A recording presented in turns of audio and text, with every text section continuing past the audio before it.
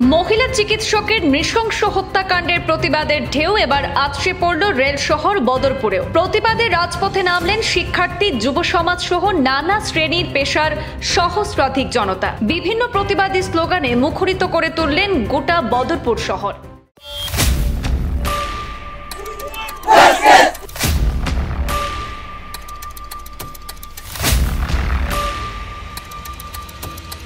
নৃশংস হত্যাকাণ্ডে জড়িত অপরাধীদের অবিলম্বে গ্রেপ্তার করতে হবে, নারীর নিরাপত্তা সুনিশ্চিত করতে হবে ইত্যাদি বিভিন্ন স্লোগানে আজ সন্ধ্যায় উত্তাল হয়ে ওঠে সমস্ত বদরপুর শহর। বদরপুর হাসপাতালের সম্মুখ থেকে শুরু হওয়া এই প্রতিবাদী মিছিল সমস্ত বদরপুর শহর পরিক্রমা করে বদরপুর নবীনচন্দ্র কলেজের শহীদ বেদিতে মিলিত হন। সেখানে শহীদ বেদিতে হতবাগা চিকিৎসকের প্রতিকৃতিতে শ্রদ্ধা জানিয়ে ফিরে যায় বদরপুর চৌমাথায়। সেখানে জমায়েত হয়ে প্রতিবাদ সাব্যস্ত করেন জনতা। এতে একসময় স্তব্ধ হয়ে ওঠে গোটা জাতীয় সড়ক। জাতীয় সড়কের দুপাশে আটকা পড়ে কয়েকশো বাহন।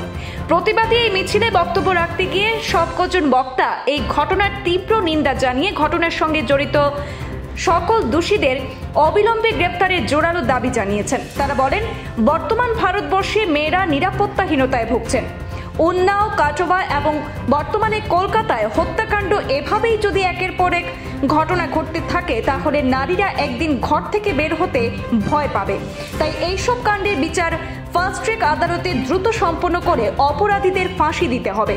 আর এভাবেই করা হলে এই ধরনের অপরাধ দিনের পর দিন কমে আসবে।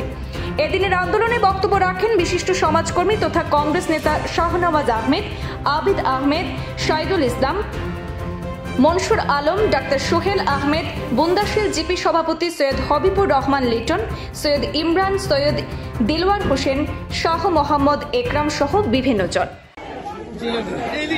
যদি আপনার দেখেন যে ইন্ডিয়ার মধ্যে নারী অসুরক্ষিত, নারী ঘর থেকে বেরোতে, মেয়েরা আমার মা বোনেরা ঘর থেকে বেরোতে চিন্তা থাকে যে ওরা ঘরে ফিরে আসবে কিনা। এই যে চিন্তা ভাবনা থেকে দূর করে আমাদের এই প্রতিবাদী বদরপুর থেকে আমরা এই প্রতিবাদের মূল লক্ষ্যটা হলো আমাদের ইন্ডিয়া গভর্নমেন্টের কাছে, ওয়েস্ট বেঙ্গল গভর্নমেন্টের কাছে, যে নারী আর কতদিন অসুরক্ষিত থাকবে। কোন একটা সরকার ফাঁসির প্রস্তাব নেয় না এই রেপিস্টের বিরুদ্ধে। কেন আমরা বারবার আমাদের মা বোনেরা এইভাবে নির্যাতিত হয়? কেন কোন সরকার এই মুখ খোলে না? কেন সরকার এই ফাঁসির আইনটা করে না? সব দেশে ফাঁসির গুল্লি অন স্পট ডেথের ডিসিশন আছে, আমাদের ইন্ডিয়াতে কেন নয়? এটা আমাদের দুঃখ। আমাদের নারী কেন ভারতবর্ষকে মার দরজা দেওয়া হয়? ভারতবর্ষকে আমরা মার দরজা দেই, আমাদের ভারত মাথা বলে আমরা দরজা দেই, তা সেখানে কেন আমার মা বোনেরা অসুরক্ষিত? এটাই আমার দাবি, আর কোনো দাবি নেই। এই আন্দোলন চলে যাবে, আমার মা বোনের পক্ষে যা করতে হবে আমরা করে যাব। লড়তে হলে লড়তে রাজি আছে, লড়তে হলে লড়তে রাজি আছি। আমাদের মা বোনের সুরক্ষা লাগবে। We want justice. We want justice. We want justice. We want